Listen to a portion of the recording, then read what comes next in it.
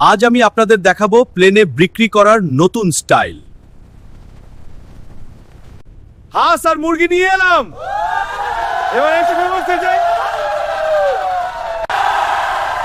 হ্যাঁ, হাঁসও প্রস্তুত।